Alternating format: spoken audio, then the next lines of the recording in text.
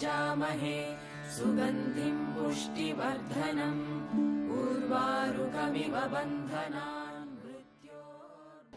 Hare Krishna, bom dia a todos. Então ontem, gente, recapitulando um pouco o dia de ontem, para quem não veio, a Radhanatha começou falando sobre os 64 itens da Bhakti Yoga, destacando que Chaitanya Mahaprabhu foi o precursor da Bhakti Yoga há mais de 500 anos, resumiu esses 64 itens em 5 apenas. E foi enfatizada a importância dos devotos, tá? Que é o tema dessa unidade 10. Tá? Então ele falou sobre os 4 tipos de devotos, tá? Aquele que está em busca de riqueza, aquele que está aflito, o curioso e o que está em busca de conhecimento. A Radhanatha enfatizou também que o processo nosso é científico, não é questão meramente de fé ou acreditar. Também ele falou da importância da nossa relação com Krishna como algo natural. Nesse sentido, né, Bhakti Yoga não é um processo. Bhakti Yoga não é como mais um processo de yoga. Bhakti Yoga é a posição natural, né, de toda a alma. Ou seja, toda a metodologia, todo o processo espiritualista deve estar contido em qualquer processo espiritual, bhakti, amor ou devoção. Ele falou sobre a importância da associação com devotos, que ajuda-nos, né, a abandonar maus hábitos. Falou também sobre o processo da importância de cantar Hare Krishna, o processo do mantra Hare Krishna junto com os devotos. E ao mesmo tempo não podemos pensar que o processo é mais elevado e concomitantemente eu sou o mais elevado. Processo, sempre estamos falando, né, que estamos apresentando a proposta mais elevada, o mundo espiritual mais elevado, porém nós não somos os mais elevados. Pensar que somos superiores porque estamos com um processo superior é um engodo. E hoje vamos falar sobre como interagir com devotos e não devotos, a família, por exemplo. Vamos falar também que o devoto sofre também, o sofrimento do devoto, tá? Como o devoto lida com o sofrimento. E também vamos falar sobre a queda do devoto, como São João da Cruz, que Radhanatha citou ontem, fez uma linda poesia falando sobre a noite escura da alma. E também vamos falar como evitar cair, né? Como evitar cair da plataforma espiritual. Bom dia a todos. Todo mundo bem? Todo mundo preparado? Vamos entoar um mantra fácil e extremamente poderoso. Existe uma história, inclusive, desse mantra. Ele aparece numa escritura chamada Bhagavatam. E o personagem da história ele se iluminou apenas cantando esse mantra. É um mantra tradicional para os estudos, sempre que vamos estudar, porque ele invoca Krishna numa forma chamada Vasudeva. Vasudeva é aquele que rege a nossa inteligência. É Krishna, Vasudeva é o nome de Krishna, mas especificamente aquele que rege a nossa inteligência. Então, vamos saudar Vasudeva. Palmas das mãos unidas na altura do peito. Om Namo Bhagavate Vasudevaya. Om Namo Bhagavate Vasudevaya. Om Namo Bhagavate Vasudevaya.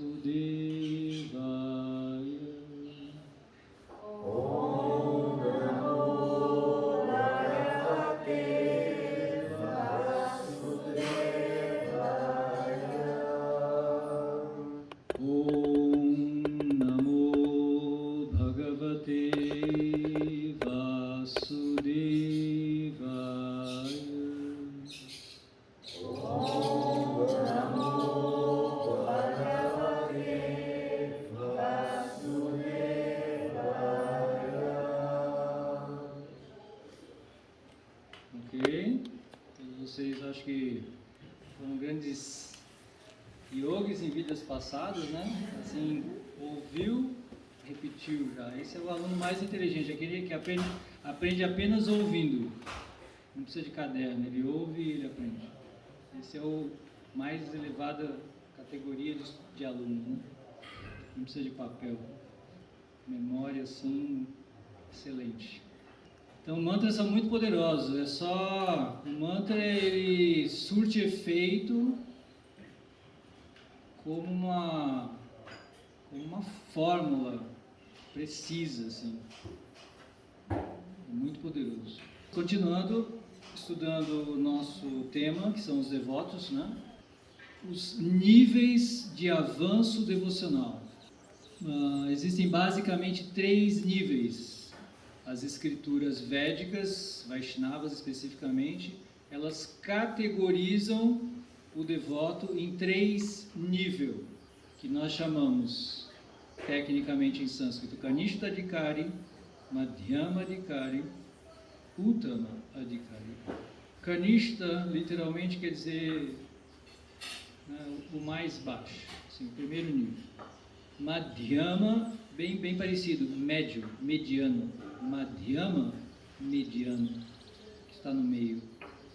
Uttama, o último, está lá em cima. Podemos até ver a relação com o português, né? Madhyama, mediano. Uttama, último. E Kanishta, o inferior, o primeiro, o mais baixo. Certo? Então, existem 3 categorias básicas de devotos.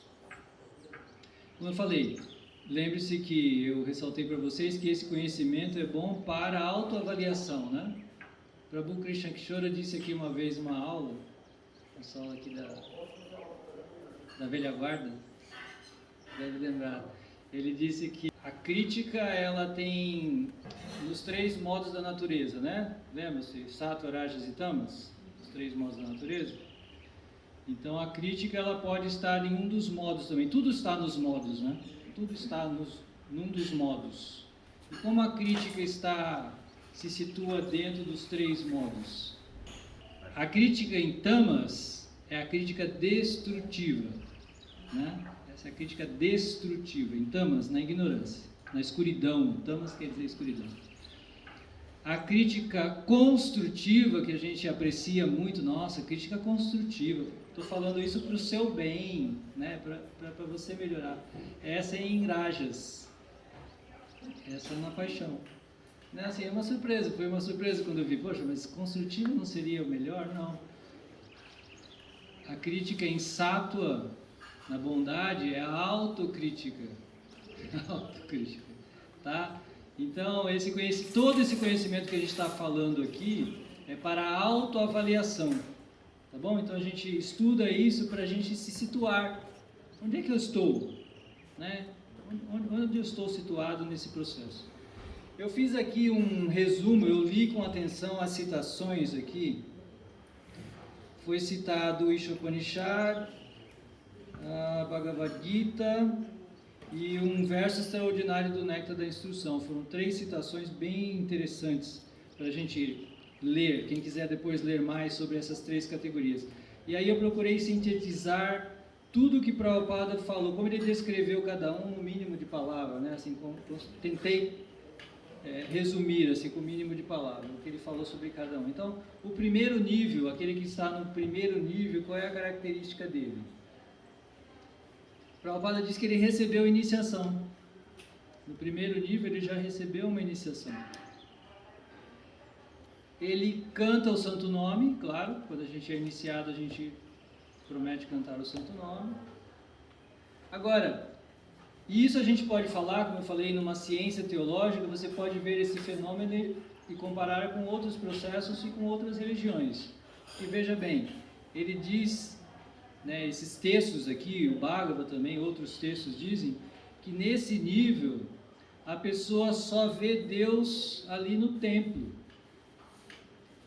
Tá? Então, Deus está ali no templo. Então, na igreja, no templo, na mesquita, na casa de oração, qual for, seja ela qual for, então ali ele vê Deus, ali ele reverencia Deus, ali ele se comporta bem, né? Por isso que eu coloquei aqui um altar, né?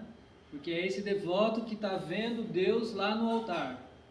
Isso é ótimo, é claro, isso é ótimo. O problema é que ele não vê Deus nos outros. Ele só vê Deus lá no altar. Mas fora do templo ele não respeita as pessoas, ele é ríspido, ele é rude, ele é crítico, ele é ofensivo, etc. Com todo mundo, né? Com os demais seres vivos, né? Com as pessoas e com os seres vivos. Então essa é uma característica bem interessante, e a gente vê muito esse fenômeno. E a nossa instituição não está livre disso. Nós também muitas vezes nos enquadramos nessa categoria, né, de você respeitar Deus no altar, mas não tratar bem as pessoas. Isso é uma categoria mais baixa, né? Depois a gente vai ver as categorias de quem é mais elevado. Ele não tem discernimento, assim, ele não tem esse discernimento. O que quer dizer aqui, né? Eu coloquei um resumo, é que ele, como eu falei, ele vê Deus no altar apenas, e o resto das pessoas ele não sabe tratar com discernimento, ele não entende as diferenças, ele não sabe como lidar com essas diferenças, que é uma lição muito importante, a gente saber lidar com os devotos. Isso requer discernimento. Ou seja, se eu encontro alguém, digamos que eu encontro um devoto, e ele tem um nível, né, assim, inferior, se eu julgo dessa maneira, né, pelo comportamento dele, por alguma atitude dele, se eu tenho discernimento, então eu tenho compaixão por essa pessoa. Eu não condeno a pessoa, eu não corto a cabeça da pessoa, que é normal a gente fazer isso. Mas isso nos nivela por baixo. Aí nós somos nivelados pelo nível inferior também. Se eu não tenho compaixão com os demais, não ter compaixão com os demais nos faz baixar o nível. O que é muito comum, né? A gente facilmente revela o nosso nível quando uma pessoa nos provoca, né? Quando alguém nos ofende, ou nos critica, ou nos persegue, o que a gente faz imediatamente é baixar o nível da pessoa e corresponder, né? Dificilmente a gente tem... Aí a gente se revela no mesmo nível, a gente está no mesmo nível dessa pessoa que não tem discernimento. Então a gente vai ver em outros níveis como a pessoa se comporta. Ela julga-se superior, que é um tema que a gente vem falando aqui reiteradas vezes, né? Julgar-se superior, porque ela é o sacerdote, por exemplo. Isso estamos falando até de sacerdotes. Os sacerdotes têm esse... Difícil encontrar palavras, porque as palavras em português elas remetem a ideias da nossa tradição cristã. Então as palavras às vezes são muito difíceis, né? Se eu disser pecado, vocês pensam, né, naquele conceito cristão. Não é essa a ideia. Nós não temos nem esse conceito de pecado como se tem nas igrejas, na teologia cristã. Ou inferno também é um conceito que nós não temos igual. Assim, os conceitos são diferentes. Então às vezes é difícil buscar uma palavra. Os sacerdotes são muitas vezes acometidos desse mal. Isso faz parte... nós dizemos que é um demônio também, é outra palavra problemática. Eu estava aqui buscando palavras, mas todas as palavras que eu busco são palavras cristãs que têm problemas, assim, conceituais, porque não querem dizer exatamente o que a nossa tradição diz. Nós temos as nossas próprias palavras em sânscrito que são muito mais expressivas, né? Então, o demônio para nós, que talvez você já tenha ouvido falar aqui, essas palavras, Krishna lutou com o demônio assim, assim, assado. Mas a palavra demônio também não tem nada a ver com a ideia exata que se diz aqui demônio, né? A palavra em sânscrito é asura, que significa uma pessoa não iluminada, porque sura é a mesma raiz de surya, que é o sol. Surya é o sol, sura é uma pessoa iluminada, asura, então é uma pessoa apagada. Esse seria o asura. Não é o demônio de rabo e chifre que persegue pessoas e tal e tal. Não é exatamente isso. O asura, os asuras védicos pelo menos, eles são pessoas às vezes muito cultas, muito sábias, bonitas, inteligentes, religiosas. Até religiosas elas são. Alguns são altamente religiosos. Então, religiosidade não é necessariamente sinônimo de espiritualidade. Às vezes a pessoa é muito religiosa, mas não é iluminada, o que é diferente. Então, são conceitos diferentes que são interessantes da gente começar a esclarecer. Mas voltando para o nosso ponto, um sacerdote, mesmo um sacerdote, pode às vezes não ser uma pessoa iluminada e julgar-se superior aos outros, o que é muito comum, né? Assim, a gente se achar superior. Ele é um materialista, ele é um religioso aqui, ou um devoto, entre aspas, e podemos, como eu falei, expandir isso para qualquer devoto de qualquer religião, mas ele é materialista, o que é muito comum também. Religiosos materialistas é a coisa mais comum que existe. Em alguns casos está apegado a sexo, dinheiro e intoxicação. Todos esses fenômenos a gente pode constatar, aqui ou em qualquer religião. Né? Religiosos que ainda têm seus apegos, digamos, no nível bem inferior mesmo ainda, né? Então apegados ainda até a drogas. E é devoto, sabia? Mas é devoto, seja como for. Veja bem, na magnanimidade de Krishna, essas pessoas não são rejeitadas. Krishna não rejeita ninguém. Tá? Tanto é que ele categoriza como devoto. Essa pessoa é um devoto. E eu já encontrei, eu mesmo já encontrei pessoas que às vezes vêm confidenciar para você assim, né, e falam, olha, eu não consigo, é devoto. Às vezes tem muitos anos no processo, etc., batalhando aí no processo, mas me fala assim, olha, eu não consigo me desapegar de uma certa droga, né, maconha, é incrível isso. Mas a pessoa, você vê que a pessoa é devota, mas às vezes é um condicionamento kármico muito forte, alguma coisa, não sei, mas você vê que essa pessoa é um devoto. Ela tem pouco conhecimento das escrituras, essa é uma característica, e sua fé no serviço a Krishna é fraca, porque a fé dela não é fortalecida com conhecimento. Então ela pode facilmente se abalar pelo conhecimento de uma pessoa mais forte e se deixar convencer da consciência de Krishna, por exemplo. Ela tem fé na consciência de Krishna, ou o que for, mas ela não tem muito conhecimento. Então essa pessoa ela é facilmente abalada e aí ela pode de repente abandonar esse processo porque alguém, digamos, o professor dela na faculdade, né, o professor ateísta dela na faculdade convence de que Deus não existe. E o cara é tão inteligente, né, o professor dela é tão inteligente que a fé dela é abalada, porque ela não tem conhecimento. Então a gente precisa muito, né, fazer isso aqui que a gente está fazendo, né, fortalecer o nosso conhecimento. Fortalecer a fé também, claro, a gente tem que fortalecer a nossa fé. Mas nós aqui, como eu venho falando desde ontem, nós advogamos uma fé baseada na razão, fundamentada em razão. Tá? Porque, por exemplo, se eu disser para vocês, eu tenho fé que essa construção apareceu aqui depois de uma explosão. Teve uma explosão aqui, a gente juntou todos os materiais de construção e a gente jogou uma bombinha assim no meio e aí apareceu esse prédio. Eu garanto para vocês isso, que ela surgiu assim, misticamente. Aí você pode ter fé nas minhas palavras, né? Ou você pode usar a sua razão e falar, poxa, mas eu nunca vi tal coisa acontecer, eu não vi uma coisa dessas acontecer. Pela minha razão, pela minha experiência racional, pela minha experiência lógica e empírica, toda a construção surge de um projeto criado por um arquiteto e executado por um engenheiro e funcionários. Isso é razão. A gente pode usar essa analogia para a criação do mundo, né? Os cientistas estão dizendo que o mundo surgiu de um Big Bang. Havia um conglomerado de matéria e houve uma explosão e surgiram bananas, maçãs, peras, flores, pessoas, mulheres, macacos, elefantes, tudo assim.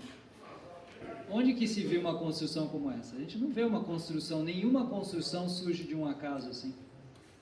Certo? Vocês já viram alguma construção surgir do acaso?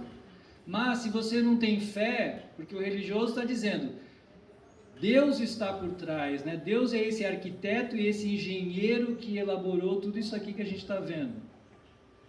Então eu tenho fé nisso. Mas se eu não tenho muito conhecimento, alguém mais culto do que eu, né? O professor lá, ele vem e fala para você, não, eu garanto, a ciência prova isso. E aí, se você não tem suficientemente conhecimento racional e lógico, você se deixa facilmente levar pela crença do outro, porque isso aí é a crença do professor, ele também não pode provar isso. Ele tenta provar, mas existe essa luta pelo poder intelectual. E por isso a gente precisa também ter uma teologia racional, a gente precisa estar aqui estudando, né? Devem haver, e há muitas evidências para a existência de Deus. A criação é a primeira delas. A criação é a primeira das evidências da existência de Deus, por essa analogia que eu dei. Onde que existe uma criação destituída de um Criador? Mostra isso, né? Onde existe tal coisa? Isso já é uma grande evidência. A tradição cristã diz que a Bíblia, diz que a natureza é a segunda escritura. A Bíblia é a primeira e a natureza é a segunda. Porque ela está nos ensinando, né? Está nos ensinando infinitas lições sobre a própria existência de Deus. A fé dele é fraca, por isso ele está sujeito a abandonar o processo. É o que eu estou falando para vocês, certo? Então, temos que fortalecer a nossa fé. Nós temos fé, nós chegamos aqui por alguma fé, temos alguma fé. Existe Deus, nós particularmente chamamos esse Deus de Krishna e nós temos essa fé. Mas nós temos também uma ciência, que é isso que a gente está tentando compartilhar aqui, para que vocês tenham uma fé fortalecida, para que vocês possam se elevar desse nível mais baixo de devoção, que é frágil, né? Que é ele que leva embora. É nesse nível que uma pessoa vai embora. Se uma pessoa se afasta de Deus, é porque ela estava nesse nível. Ela, de fato, ela não chegou a compreender Deus. Cientificamente, né? Teologicamente. E qual é a nossa atitude para com essa pessoa? Aqui são tudo resumo das palavras de Prabhupada nesses 3 versos aqui citados. Prabhupada diz que devemos respeitá-los, porque a nossa tendência é criticar, é rejeitar. A primeira vez que eu fui no templo, como eu disse ontem para vocês, eu tinha lido os livros, eu nunca tinha encontrado um devoto, só tinha lido os livros. E os devotos nos livros, assim, a descrição dos devotos no livro é tão espetacular que eu pensava que os devotos, até falei para vocês, os devotos, eu acho que eles não pisavam no chão, né? Acho que eles só levitavam, assim, né? Assim, eles andavam levitando, assim, porque eram pessoas tão, assim, inimagináveis. Eu não podia imaginar como seria um devoto. E a primeira vez que eu fui num templo, assim, aí já aconteceu um incidente, assim, tão engraçado, né? Assim, que eu falei, poxa, mas ele parece uma pessoa bem normal, assim. E aí a gente critica essa pessoa, porque a gente está no mesmo nível. A gente critica porque a gente está no mesmo nível. Como eu fiz mesmo. Na primeira vez que eu fui, eu falei, poxa, mas é assim um devoto? Porque eu era assim também. Porque eu estava nesse nível de ver críticas, né? de estar vendo defeitos nos outros, o que Krishna fala. Aquele que não vê defeitos nos outros, só vê a qualidade dos outros. Isso você tem que estar no nível superior, mas quem vê defeitos nos outros é porque está nesse nível mesmo, tá? Mas Prabhupada diz, deve-se respeitá-los, tá? A gente tem que respeitar. Agora, a gente precisa de discernimento, porque o fato de eu respeitar uma pessoa não quer dizer, de repente, então ele é um devoto, né? Conheci um devoto e ele ainda usa drogas. Mas ele é um devoto, puxa vida, né? Vou respeitá-lo.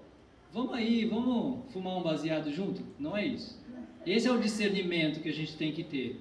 Você respeita de fato, do fundo do seu coração, você respeita essa pessoa, Mas, numa fase superior, a gente tem discernimento. Não é isso que eu quero para mim. Se ele se encontra nessa posição hoje, é por algum motivo que eu desconheço e não posso julgar por que ele se encontra assim. Então eu respeito, mas eu não vou criar um laço de afetividade, de intimidade.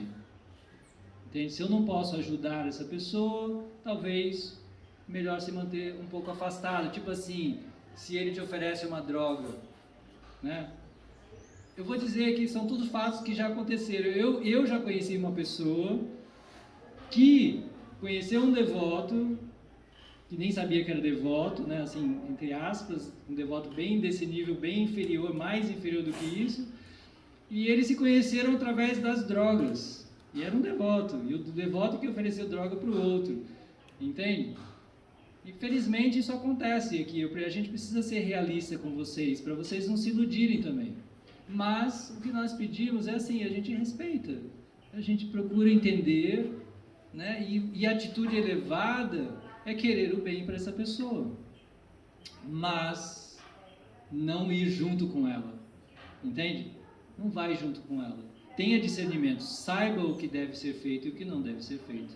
É esse o discernimento, é todo esse discernimento que o canista, esse primeiro, o primeiro nível, né, o devoto do nível mais inferior, ele não tem ainda. E que a gente aqui, vocês aqui já tem que ter. Porque isso pode acontecer com vocês. Né? Você encontrou lá na feirinha, que é muito comum encontrar um devoto desses numa feirinha, né? E o cara está fazendo uma coisa dessas. Entendeu? E aí você vai ver como, olha, é assim, ele não é o devoto mais elevado. Nós vamos ouvir então agora como se encontra uma pessoa no nível mais elevado. Mas eu acho importante ressaltar o primeiro nível, porque em geral a gente mesmo, em grande parte, se encontra nesse primeiro nível, né? A gente mesmo, em muitos aspectos, não em todos, a gente pode não usar droga, a gente pode não fazer algumas coisas muito erradas, mas às vezes a gente se acha superior aos outros, às vezes a gente é muito respeitoso com Deus lá no altar, mas não com as pessoas, não com os visitantes. Ou seja, a gente tem outros defeitos que nos categorizam nessa plataforma. Tá? Agora vamos ver o nível Madhyama, como eu falei, que é aquele nível mediano, é o intermediário. Olha só onde já está esse nível, aí já fica difícil a gente ir para esse nível completamente. No nível intermediário, o devoto, ele tem esse discernimento. Ele sabe se relacionar com diferentes tipos de pessoas, que é isso que eu estou falando para vocês. Ter o discernimento de saber exatamente, olha, como me relaciono com uma pessoa que está numa condição que a gente diz caída, né, mesmo sendo um religioso. Quando ele encontra alguém que tem um nível bom, ele faz amizade com essa pessoa, ele quer ser amigo dessa pessoa, ele quer falar de Krishna, estudar com essa pessoa. E quando ele encontra o devoto puro, né, o devoto no nível intermediário, quando ele encontra um devoto puro, ele quer servir, ele quer ajudar a missão desse devoto, ele quer fazer algo por ele. E essa seria o discernimento que a gente precisa desenvolver. Ele se ocupa plenamente em serviço devocional. Do primeiro nível lá, o mais inferior, ele não é uma pessoa 100% ocupada em serviço devocional, mas o Madhyama ele já está 100% ocupado em serviço devocional. É uma pessoa que tem toda a sua vida já dedicada. Olha só o que é o segundo nível já. Isso aqui são as palavras de Prabhupada. Plenamente ocupado em serviço devocional. A vida dele é só para servir a Krishna. Mas ele não aqui é bem sutil, ele não é 100% versado nas escrituras. Por isso que ele também corre algum risco. Nossa, mas aquele devoto teve problema, parecia um devoto tão bem situado, né? Parecia um devoto Madhyama, um devoto intermediário, parecia um devoto assim tão culto, tão sério. E ainda assim você vê às vezes esse devoto ter um problema. E você fica abismado, mas como assim? Nessa fase a pessoa ainda está sujeito a cair. Porém, a probabilidade é muito pequena, né? A fé dela é muito firme, ela tem bastante conhecimento das Escrituras, ela raramente cai, mas ainda assim ela pode cair. Existe alguma possibilidade ainda dela se afastar do processo. E aí, como a gente deve tratar essa pessoa? Deve-se reverenciar tal devoto. O outro, né, o do primeiro nível, a gente apenas tem respeito, às vezes internamente, né, no seu coração você deseja o bem para aquela pessoa. Mas quando a gente encontra um devoto madhyama, um devoto do nível intermediário, então a gente realmente reverencia, né? Como a gente fala nesse mantra, né? Namo quer dizer reverência. Quando eu me curvo diante dessa pessoa, sabe? Eu me prostro assim, eu realmente me curvo. Isso é o reverenciar tal devoto. Porque se você não tem a qualidade que ele tem, você almeja ter, né? Então você reverencia almejando ter essa mesma qualidade. Por último, Uttama Adhikari, como eu falei, que é o último, né? O nível último, o mais elevado. Aí quais são as qualidades dele? Ele vê a todos com equanimidade. Nós já falamos ontem um pouco sobre essa questão da equanimidade, quando eu citei a passagem de Krishna na Gita, quando ele diz: o devoto ele vê igualmente o cão, a vaca, o comedor de cães, o sacerdote, o elefante, tudo igualmente. Isso é um nível assim, tá? Não podemos nem imaginar, isso não é nada comum não, tá bom? Porque a gente sai esperando encontrar isso, né? Aqui, assim, achando que qualquer um que se veste de devoto, assim, está nesse nível. Não, gente, não é assim, não. Isso é muito raro. Esse nível aqui é um nível muito, muito raro. Da pessoa que vê a todos com equanimidade. Como eu falei, completamente livre de interesses, né, de condições. Lembra que a gente falou tanto ontem sobre as relações condicionais, né? Eu tenho a minha condição, né? Então, esse devoto está além disso, ele vê a todos como uma alma, né? E ama a todos, não no nível físico, mas porque você ama a alma da pessoa. Na verdade, a gente sofre de um grande equívoco, né? Porque assim, nós sofremos de uma grande ilusão, nós somos dominados por uma grande ilusão assim extraordinária, né? Que é a ilusão do mundo material, que nós acreditamos que amamos os corpos. Essa é a maior de todas as nossas ilusões. Nós acreditamos, enquanto estamos condicionados, todos nós acreditamos que amamos o corpo da pessoa, mas não se amam os corpos, é incrível. Por mais que a gente acredita que ama, né? A gente olha uma pessoa bonita e a gente se sente encantado pelaquela pessoa ou atraído pelaquela pessoa e a gente acha que a gente está amando aquele corpo, mas não é, essa não é a verdade. Porque se a alma partir do corpo, a gente deixa de amar aquele corpo. É só uma constatação que normalmente a gente faz, né? Todos nós acreditamos, gente. Eu não falo nada que eu não experimente, tá? Estou falando das minhas experiências. A gente acredita que a gente ama corpos. Mas quando a alma parte do corpo, você não ama mais o cadáver. É incrível. A gente não ama mais. A gente deixa de amar imediatamente que a alma parte. Aí é evidência do que? Nós amávamos a alma, mas estávamos confundidos, pensando que amávamos a roupa da pessoa. Né? A alma tem uma roupa, né? Ela usa uma roupa, e aí a gente pensa que amava a roupa, mas na verdade a gente amava a alma. Tá? E a gente precisa mergulhar nisso, a gente precisa amar as pessoas como alma, como almas, entende? Nós precisamos amar como almas que somos. Ela tinha uma pergunta, ela também tinha uma pergunta. Não, eu queria perguntar se nesse último estágio de evolução, seriam os swamis? A gente pode considerar que os swamis eles estão nesse estágio de evolução que enxergam os animais, as pessoas, tudo com o mesmo amor e devoção? Idealmente deveria. Tá, idealmente. Da teoria. Idealmente deveria. Ela tinha uma pergunta. Você está falando tudo isso, né? A gente ama o personagem. Na verdade, a alma reencontra, mas aquele reencontro está revestido numa personagem, né? Então a gente acha que ama aquela personagem, mas tem um encontro de almas, né? Sim, sim. Amamos o personagem, de fato. Muito bem colocado. E o Jonathan? Sobre o nível inferior, o material explica que a gente deve respeitar, né, as pessoas que, se tem algum problema envolvido com droga ou alguma coisa nesse sentido, e mantermos uma certa distância.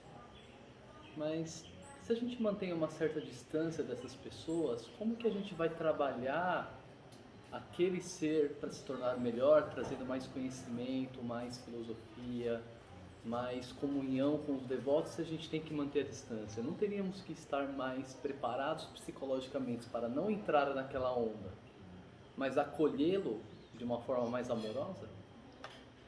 As perguntas aqui são sempre inteligentes, difíceis, dá até medo de responder, né? Que nem a pergunta que ela faz lá. Foi conciso, lacônico, assim, para não me comprometer. Mas o Swami deveria ser essa pessoa. E o que você fala também é perfeito. Agora, aí precisa de muito autoanálise. Tá? É como, por exemplo, os alcoólatras. Entende? Se ele não estiver muito seguro, se ele sair com os amigos na balada no sábado, ele pode sair com os amigos e não beber. Eu posso, né, muito bem sair com meus amigos, ir para balada e não beber. Mas se eu tenho aquela tendência já em mim, se aquilo já é... Porque essas coisas às vezes são um pouco kármicas. Às vezes a gente tem certas tendências... Na verdade, todas as nossas tendências são kármicas. Então, às vezes a pessoa tem aquilo um pouco, né? Que nem o alcoólatra, ele já tem um pouco aquilo. Então, ele tem que tomar algum cuidado. Eu vou ajudar, eu vou no bar com meus amigos para ajudá-los. Será que você vai ajudá-los ou você vai entrar na onda? É isso que a autoanálise é muito importante, né? Eu estou tão fortalecido assim que eu posso ir? Tudo bem, se você está fortalecido assim, que você vai sair com seus amigos e você vai influenciá-los e eles não, e não o contrário, tá ótimo. Mas numa fase iniciante, a gente precisa primeiro passar por um processo de fortalecimento, né? Como lá no AA, né? A pessoa tem que se fortalecer para depois ajudar o outro. Eu dou sempre a analogia do salva-vidas. Quem não está muito apto, quem não é um nadador perito, não deve se atrever a salvar alguém. Não é fato isso? Entende? Eu tenho boa vontade, a pessoa está se afogando, mas eu não sei nadar. Mas eu queria tanto salvar essa pessoa, ela está se afogando. Aí o que acontece, muitas vezes, é os dois morrerem afogados. A gente sabe disso, né? Porque a pessoa, no seu desespero, ela se agarra no outro e puxa o outro para baixo, tá? Então é isso que a gente no mundo está sempre numa luta de forças. Nas relações, as relações são sempre uma luta de influência. Quem influencia mais? Entende? Então aquela pessoa alcoólatra, viciado, às vezes ela é tão forte que ela é que arrasta o outro que está ali meio fraquinho, morrendo de vontade. Então isso tudo é discernimento, tudo isso é autoanálise. Agora, alguém precisa ajudar. Alguém precisa ajudar. Então, aí sim, um devoto do segundo nível, do primeiro nível, deve ajudar essa pessoa. É que estamos falando que no nível de primeira para primeira, tome muito cuidado para não se deixar levar. Agora, se você está seguro, você pode ajudar completamente. Você pode ajudar a pessoa. A vida espiritual é assim, né? Ela requer discernimento, muita inteligência, muita autoanálise, autoconhecimento, né? Olhar honestamente para o nosso coração, sabe? Nos conhecer, né? Quem que eu sou, o que eu posso fazer? E aí, bom, será que eu já estou no nível de salva-vidas? Ou eu acho melhor pedir ajuda para um salva-vidas? Não é melhor você chamar o salva-vidas? Olha, tem uma pessoa se afogando, por favor, vem aqui, ajuda aquela pessoa. Então é melhor, se você gosta daquela pessoa, então é melhor que você chame um devoto que você acredita que tenha força para ajudar aquela pessoa. Você pode trazer esse amigo aqui e apresentar para um bom devoto, para o devoto, porque o devoto, com certeza, um devoto, se ele estiver fortalecido, ele vai influenciar e ele não vai se deixar ser influenciado. Eu gostaria de compreender um pouco melhor essa questão. Gostaria de um conceito mais profundo sobre a questão da droga. Porque, por exemplo, a farmácia vende droga, né? Então, por exemplo, Rivotril, com o tempo, desenvolve demência. Então, existem situações psicotrópicos muito mais complicados do que, por exemplo, o chavão da maconha, porque tudo é maconheiro, tudo foi na boca de fumo, né? Então, assim, será que esses chavões, eles não estão dentro mais de um conceito do senso comum, de tratar a situação? Por exemplo, o álcool, ele mata muito mais nas estradas, destrói famílias. E, por exemplo, um Rastafari, né, na Jamaica, então essa pessoa nunca vai conseguir, porque é a cultura deles lá, fumar, entende? Tem o ritual, tem a parte litúrgica deles. Por exemplo, o pessoal, as comunidades que tomam Santo Daime, entende? Essas pessoas, então, elas não conseguem evoluir dentro da tradição delas. Elas devem realmente ser excluídas, ou elas primeiro precisam passar por uma purificação para depois dizerem que vão trilhar no caminho Vaishnava? Então, assim, eu fico confuso nessa questão, assim, eu não consigo entender muito bem. Ou realmente a questão seria só com o álcool e com a maconha, que é o comum, né? Que é, entre aspas, é o social. Complexo, né? Complexo. Questões complexas. De fato, você trouxe à tona outros tipos, classificaríamos como droga, né? Até a Rivotril que você falou também é uma droga. O que acontece, tudo nós podemos classificar de acordo com os 3 modos da natureza. Na nossa filosofia, tudo nós analisamos pela ótica dos 3 modos da natureza. Então, se existe neste mundo, de certa maneira é natural. E os 3 modos são naturais. Mas a gente precisa estudar muito esse tema, os 3 modos. Porque os modos, tudo nesse mundo se enquadra nos modos. Não falamos aqui da crítica nos 3 modos? Destrutiva, construtiva e autocrítica? As religiões também podem ser analisadas nos 3 modos. Uma religião em tamas, uma religião em escuridão. Como é uma religião na escuridão? Existe uma religião na escuridão? Existe. Aquela religião, por exemplo, que puxa o pescoço da galinha, toma o sangue, entende? E aí faz um negócio lá para matar a pessoa. Isso é religião. Nós analisamos dessa forma, isso é religião, se categoriza como religião na nossa análise, em tamas. Né? O que seria uma religião em rajas, né? Uma religião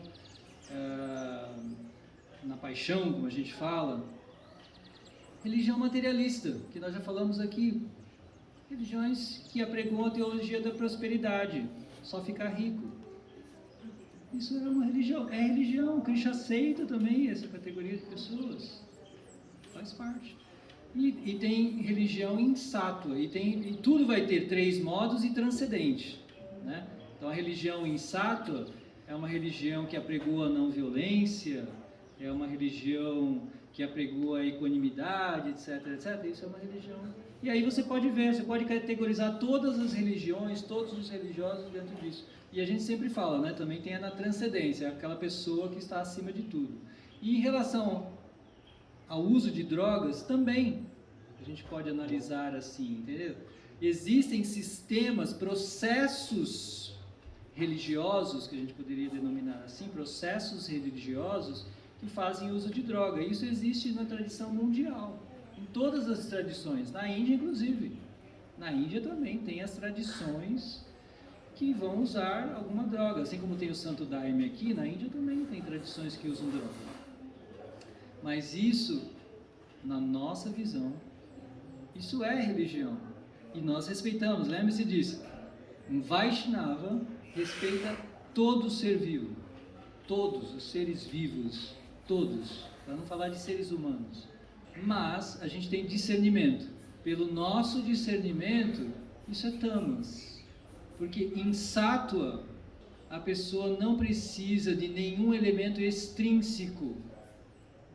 Porque, segundo as nossas escrituras, Nitya Siddha Krishna Prema, Sadhya Karunai, amor por Krishna, ele está eternamente na alma. E ele diz que nada de fora vai te outorgar amor por Krishna, porque já está em você. Então, esse texto diz, não existe nada de fora que você precise colocar para dentro para despertar esse amor, ele já está lá. Não precisa de nada, e nós seguimos esse princípio, entende? De não requerer nenhum elemento externo. Eu adorei quando eu ouvi isso, assim, de Prabhupada, sabe? Eu achei fantástico essa ideia de você não precisa de nada extrínseco a você. Você não vai precisar de nenhuma droga. Esclarecendo para vocês aqui, existem processos, existem tradições, como o Daime, aqui dos índios brasileiros, né, da América do Sul. Existem tradições na Índia também que vão usar drogas, e existem tradições que usam drogas em todas as partes do mundo. E não estamos condenando ninguém, desejando mal para ninguém, desrespeitando ninguém. Mas nós, na nossa proposta, a gente acredita nesse princípio que também é védico. O amor por Cristo está na alma, e ele vai dizer que não tem nada de fora que você precise. E nós nos apegamos a esse princípio. Eu não preciso de nada externo, absolutamente de nada externo. Eu adorei isso. Nenhuma droga, nenhum cigarro, nenhum Rivotril, nem nada. Não precisamos de nada, nada, nada. Acho tão bom. Eu sempre gostei muito dessa ideia, né? Eu sempre falo do yoga, né? Para fazer yoga você precisa de 2 metros quadrados, não precisa de nada, não precisa de academia, não precisa de dinheiro, não precisa de nada. Então eu gosto dessa simplicidade, porque eu acredito muito que Deus nos criou plenos, sem nenhuma necessidade de nada externo, assim. Ele já nos criou. Até ontem nós falamos, né, eu li aqui, e que também fiquei encantadíssimo quando eu vi isso a primeira vez que eu vi no templo. A Charadeva falou que nós temos um oceano de Ananda no coração, assim. Sabe? Porque o que a gente está buscando com a droga, com o cigarro, com a bebida, com o Rivotril, com o Daime? A gente está buscando Ananda, a gente está buscando prazer. Só que esse prazer já está lá no seu coração. Está lá, é um oceano de prazer do seu coração, e você não precisa de nada para acessar isso. Quer dizer, nós acessamos através do Mahamantra. Basta você entrar em contato com Deus, e Deus está no seu nome. Então esse é o nosso princípio. Mas lembre-se, Vaishnava é uma pessoa extremamente respeitosa com todos. Ama todos, quer ajudar a todos. Mas se a pessoa quer seguir o caminho dela, está tudo bem também, ela segue o caminho dela. Tá bom. A gente não está obrigando ninguém a seguir o caminho, o nosso caminho também. Quem quiser seguir, muito que bem. É que vocês fazem perguntas muito difíceis de responder.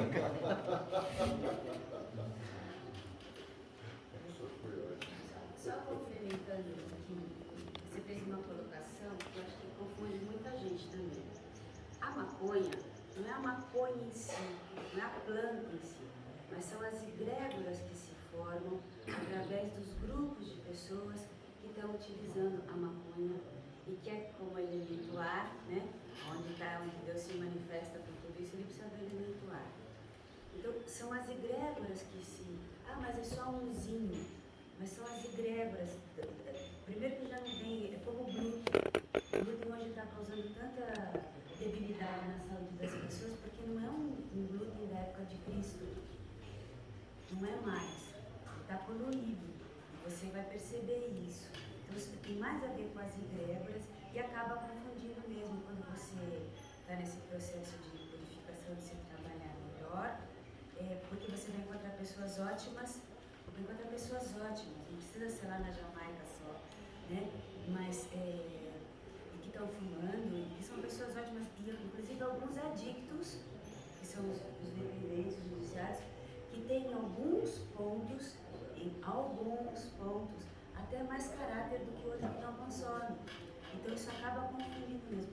E aí o que ele falou super bem, né, no Raja Sattva, né, que você, o prazer, recuperar o prazer de viver naturalmente. E para isso você chega exatamente no que ele falou, de você encontrar aqui no seu coração. Parece fácil falando assim, mas não é. Olha que barato, você está numa fazenda, mas, por exemplo, você tem acesso à internet. Então, foi quem estava trabalhando lá na cidade, né, que desenvolveu. E aqui está dando suporte para essa parte. Então, Krishna, todas essas divindades, eles falam disso, dessa completude. Mas, ao mesmo tempo, que o que ele falou maravilhosamente bem, Krishna ama tudo e todos, mas se não, ok. Porque ajudar quem não quer ser ajudado é se afundar junto.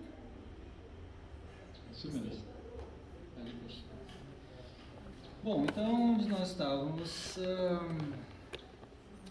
Outras características desse devoto: livre da propensão de criticar os outros, o que já falamos tanto aqui esses dias. Pratica japa regularmente. São as descrições de Prabhupada, né, sobre como caracterizar. Ele segue os princípios estritamente. Ele está dedicado a expandir esse movimento. É versado nas escrituras, nós já falamos sobre isso, ele é muito bem versado nas escrituras, e essa pessoa sim pode se tornar um guru. Prabhupada fala tudo isso sobre o Tammadikari. E ele alcançou a fé firme. Então aí tem a fé nos 3 níveis, né? Do primeiro nível, o nível inferior, ele tem uma fé muito fraca. O intermediário tem uma fé intermediária, obviamente. E o adiantado tem uma fé muito forte e inabalável, porque ela é fortalecida com conhecimento, tá bom? Por isso que a gente enfatiza muito. E o nosso processo aqui, nós não somos de uma escola exclusivamente Bhakti, né? A gente fala Bhakti Yoga, mas nós somos mais precisamente uma escola Bhakti Vedanta. Porque Bhakti significa devoção e Vedanta significa conhecimento e razão. Tá? Então a nossa escola é um pouco diferenciada. Nós não somos uma mera escola devocional, nós somos uma escola Bhakti Vedanta. Uma escola de Bhakti fundamentada em Vedanta, ou seja, devoção fundamentada em razão. Tá? E por isso que a gente está fazendo. Esse curso é para isso. A gente quer atrair pessoas assim, que não tenham apenas devoção por Krishna, mas que tenham muito conhecimento. Para que ela seja uma pessoa forte, para que ela tenha uma fé forte e para que ela não abandone o processo, uma vez que está explicado aqui, é o que eu falei ontem. Se vocês conhecerem o processo, vocês estarão livres de queda, que é um tema que nós vamos tratar logo em seguida aqui. Tá bom? E aí qual é a nossa atitude com essa pessoa, quando a gente encontra essa pessoa? Deve-se servir tal devoto, que também já falamos aqui um pouco ontem.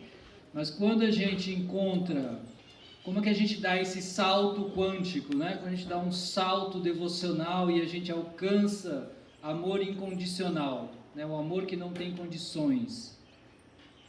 E eu falei para vocês que é obtendo a associação e a graça, que aquele senhor que estava aqui ontem falou. Obtendo a graça dessa pessoa, desse devoto que te abençoa, né? Assim, com a sua atitude, né? Ele gosta tanto de você que ele abençoa você com essa qualidade, né? Do amor incondicional. Um tema super importante para a gente saber se relacionar bem aqui, com todos os devotos. Aí vocês vão entender muita coisa, sabe? Não vão ficar abalados se vocês viram um devoto fazendo alguma coisa errada. Vocês vão saber categorizar, olha, ele não é um Tammadikari, ele é um devoto iniciante. Pela conduta dele você vê que ele é um devoto iniciante. e eu ainda assim o respeito, tudo bem, e se eu não posso ajudar, eu peço ajuda de outro, alguém mais vem aqui e ajude esse devoto. E a gente trabalha a nossa autocrítica, né? A gente tem que ter compaixão do outro por empatia, né? Na nossa autoanálise, quando a gente olha para a gente mesmo, a gente tem que ter compaixão do outro, porque a gente também quer que tenham compaixão da gente. Quando a gente tem o nosso problema, que todos nós temos, e um dia vamos ter algum problema, nessa hora a gente quer que as pessoas sejam compassivas. Entende? Então, assim como nós queremos que as pessoas sejam compassivas com os meus problemas, eu devo ser compassivo e compreensivo com o problema dos outros. Mas com discriminação, se eu não posso ajudar, tudo bem. Eu desejo bem para aquela pessoa. Esse é super tema, né? Super tema. Devotos, como eu falei, é a essência. Se vocês entenderem isso aqui, vocês nunca vão se afastar da companhia dos devotos. E vocês vão apreciar, e vocês vão cultivar essa experiência agradável que vocês estão tendo aqui, né? Porque a gente experimenta, na companhia dos devotos, a gente experimenta um prazer tão grande de estar aqui juntos, estudando, cantando, dançando. Poxa, é tão agradável. Mas às vezes o tempo passa, a gente esquece, começa a ver defeitos nas pessoas, perde o discernimento todo, e aí a gente conclui, isso aqui não é um bom lugar. Isso para mim é uma evidência de que você mesmo não conseguiu se elevar do nível mais inferior. Você não conseguiu chegar pelo menos ao nível intermediário, tá? Que é o que a gente almeja muito chegar no nível intermediário. Por isso estudem bastante essas citações, isso aí está na apostila de vocês. E o resultado da associação com os devotos? O primeiro, a pessoa se torna um devoto. Isso eu falei também na minha primeira fala. Todos que estão aqui, eu até posso perguntar, né? Alguém veio aqui, se não por meio de um devoto, ou de alguém que conhecia um devoto? Sempre foi um devoto, né? Todo mundo veio aqui por causa de um devoto. A gente se torna devoto por causa de um devoto. E por isso a gente tem que... Às vezes essa primeira pessoa que te indicou, ela é, como eu falei, de um nível muito baixo, mas ainda assim você tem uma gratidão eterna por ela, que em algum momento te apresentou aquilo. E para nós, essa primeira pessoa, ela é... Nós intitulamos essa pessoa de guru. A pessoa que primeiro falou de Krishna para você é o seu primeiro guru. Nós temos muitos gurus, e aquele que primeiro falou de Krishna para você, ele também é o seu guru. Essa pessoa, gente, vocês não fazem ideia, assim, das histórias védicas, mas o grande santo Vaishnava, um dos maiores expoentes dos Vaishnavas, Bilva Mangala Thakur, ele aceitou como primeiro guru, o primeiro guru dele foi a prostituta. Vaishnavas são demais. Vaishnavas realmente são pessoas demais, assim, são extraordinários. Ele oferece todas as obras, ele foi um grande escritor, um grande poeta, ele dedicou todas as obras a ela, porque ela o iluminou. Foi ela que o iluminou. Então, gente, devoto puro, um Vaishnava mesmo, é alguém que nós não podemos nem fazer ideia do que seja. Mas essa história demonstra. E Prabhupada confirma isso.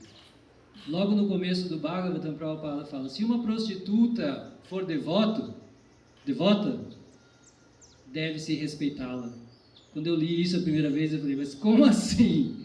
É possível isso? Prabhupada diz que é possível isso. Ele diz que na Índia tem muitas prostitutas devotas de Krishna e que nós devemos respeitar. Vocês precisam desconstruir, sabe? Nesse processo aqui da consciência de Krishna, vocês têm que desconstruir todos os seus conceitos religiosos prévios. Gradualmente. Gradualmente a gente precisa desconstruir, porque prostituta para nós não é uma pessoa louvável, né? A gente não considera prostituta uma pessoa louvável. o respeito, a compaixão, a magnanimidade do que é um verdadeiro devoto. Tá bom? Só para vocês terem uma ideia, que são coisas que eu precisei reconstruir, né? Na minha evolução dentro desse processo, eu precisei evoluir, assim, eu precisei desconstruir ideias, porque realmente o Vaishnavismo tá que a gente fala tanto, né? Ele está num nível tão elevado que a gente vem falando tanto, porque realmente está mesmo, não é algo assim que a gente fala, não. As histórias provam isso, mostram isso. Então, o devoto, o resultado de se associar com o devoto, você se torna um devoto. Você se livra dos maus hábitos, você aumenta a sua fé, você aprende a rendição a Krishna. Porque se associando com uma pessoa, você adquire aquelas qualidades que a pessoa tem. Eu sempre falo isso, né? Quando alguém fala para mim, eu queria tanto conhecer os textos como você conhece, ou eu queria cantar japa assim, ou eu queria tocar assim, ou eu queria cozinhar assim, né? Que nem a gente vê um devoto fazendo um serviço muito bom e a gente fala, poxa, eu queria tanto fazer isso. Então, o que você deve fazer? O que falamos antes, vai lá, se associa com essa pessoa. Se você quer tocar, busca o devoto que toca. Se você quer estudar, busca o devoto que estude. Se você quer cantar japa, busca o devoto que canta japa. Se você quer cozinhar, busca o devoto que cozinha. E Prabhupada fala, eu criei a ISKCON para oferecer essa associação. É para isso que funciona. Ele diz que essa sociedade é como um clube. Quem gosta de tênis, vai para o clube de tênis. Se encontrar com outros amigos que gostam de jogar tênis. E ele diz que ele criou essa sociedade dessa forma. Para que as pessoas venham aqui e adquiram essas qualidades, né? Assim, compartilhando da associação, da companhia dessas pessoas. Só para ilustrar o segundo resultado, né, da associação de devotos, o benefício de abandonar os maus hábitos, você poderia ilustrar, falar rapidamente sobre a história de outra prostituta, né, que é a que teve contato com Haridas Thakura, a história de Haridas Thakura e a prostituta? Sim. As nossas histórias, se você for um bom leitor das nossas histórias, todos os nossos livros, você vai, como eu falei, desconstruir todos os seus conceitos e preconceitos. Porque toda vez que você pensa, não, devoto é assim, né? Então o Rama, por exemplo, trouxe a Barda aqui uma história. A devota, a prostituta, semelhante lá a Maria Madalena, que quando encontrou, né, essa prostituta na história védica, quando ela se encontra com o grande santo Haridas Thakur, ela foi seduzi-lo. Ela foi lá amando, né? Tem toda uma história por trás, mas ela foi lá para seduzir Haridas Thakur. Ela vai lá com essa tentativa de seduzir Haridas Thakur, mas Haridas Thakur era um santo completamente iluminado. E aí o que acontece? Ela virou devota, assim. Ela virou devota. Ele conseguiu, assim, só pela presença dele. É uma história fantástica. Ela raspa a cabeça, deixa tudo, vai viver numa caverna e se torna uma grande santa. Então essa é a história da prostituta que virou santa. Bem cristão, né? Maria Madalena. Mas você tem a história do Bilvamangala Thakur. Ele tinha uma amante, ele tinha uma prostituta amante. E um dia essa prostituta fala de Krishna para ele. É toda uma história muito longa, não dá pra gente contar tudo aqui, mas aí um dia ela fala, nossa, se você amasse Krishna como se você fizesse por Krishna o que você faz por mim, você já estava iluminado. Aquilo foi um golpe tão duro, porque ele conhecia Krishna, ele era devoto de Krishna.